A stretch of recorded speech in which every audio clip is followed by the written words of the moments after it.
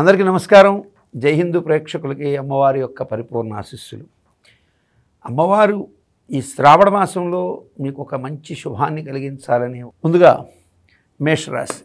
మేషరాశిలోని అశ్విని నక్షత్ర జాతకులకి ఈ వారం ఆర్థికపరమైనటువంటి విషయాల్లోనూ వివాహ సంబంధ విషయాల్లోనూ చిన్న చిన్న ఒడిదుడుకులు ఎదుర్కొనే అవకాశాలు ఉంటాయి. సంబంధాలు దగ్గరగా వచ్చి జారిపోయే అవకాశాలు ఉంటాయి. వ్యాపారపరమైనటువంటి అవకాశాల్లో తొందరపాటు పడడం, ఇటువంటి కారణాలతో ఆ నిర్ణయాలు బెడిసికొట్టే ప్రమాదాలు ఉంటాయి.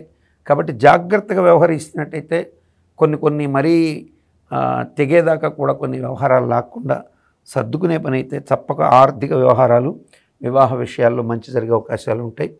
అట్లాగే ఆరోగ్యపరంగా ఉన్నటువంటి తీవ్రమైనటువంటి ఒత్తిడుల నుంచి బయటపడే అవకాశాలు ఎక్కువగా ఉంటాయి.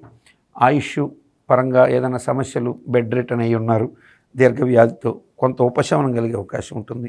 ఆరోగ్యపరంగా కూడా ఏదో భయంకరమైనటువంటి ఇబ్బందులు ఉన్నాయి అనుకుంటున్నవి సమస్యపోయే అవకాశాలు ఎక్కువగా ఉంటాయి అన్ని రకాలుగా కూడా అని చెప్పవచ్చు. ఈ అశ్విని నక్షత్ర జాతకులకి, భరణి నక్షత్ర జాతకులకి ఊహించని విధంగా వ్యాపారపరమైనటువంటి కొత్త అవకాశాలు, ఉద్యోగాభివృద్ధికి సంబంధించిన శుభవార్తలు వినడం, అట్లాగే ఉద్యోగం పరీక్ష రాసినటువంటి విద్యార్థులు అంటే ఉద్యోగార్థులు, అట్లాగే విద్యాపరమైనటువంటి విషయాల్లో ఉన్నత విద్యా పరంగా టెస్టులు రాసినటువంటి వాళ్ళు, ఇటువంటి వాళ్ళకి యోగవంతమైన ఫలితాలు మంచి యోగాన్ని పొందే అవకాశాలు ఎక్కువ ఉంటాయి. ముఖ్యంగా వైద్య విద్యార్థులకి, అట్లాగే కుటుంబపరమైనటువంటి విషయాల్లో గృహిణులకి మంచి యోగం జరిగే అవకాశాలు ఎక్కువగా ఉంటాయి. భరణి నక్షత్ర జాతకులకి ఆకస్మికంగా కొన్ని అవకాశాలు ఎత్తుకుంటూ రావడం, దానివల్ల మీరు లబ్ధి పొందడం అనేది ఎక్కువగా కనపడుతున్నాయి.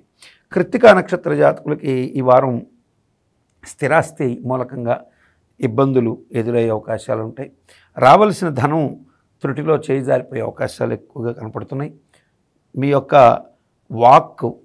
వాడేటువంటి వాక్కులో సౌమ్యత్వాన్ని ఎక్కువగా అలవాటు చేసుకోవాలి. త్రుటిలో మీరు మాట్లాడినటువంటి ఒక చిన్నపాటి పొరపాటు మాట వల్ల ఆ శబ్ద భ్రంశత్వం అంటే ఏదో మాట్లాడకూడనటువంటి మాట సడన్గా ఫోర్స్ఫుల్గా మాట్లాడడం ద్వారా సంబంధ బాంధవ్యాలు దెబ్బతినే అవకాశాలు కూడా ఉంటాయి.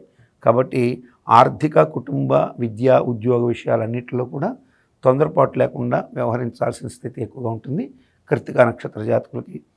ఈ వారం మేషరాశి వారిని కనుక మనం చూసినట్లయితే వీరికి ఈ వారం దశరథ ప్రోక్త శనీశ్వర స్తోత్రం చదువుకోవడం, అట్లాగే ప్రత్యేకంగా అంగారకుడికి పూజ చేసుకోవడం, శివుడికి అభిషేకం చేయడం ద్వారా మెరుగైనటువంటి సత్ఫలితాలు వచ్చే అవకాశాలు ఎక్కువగా ఉంటాయి.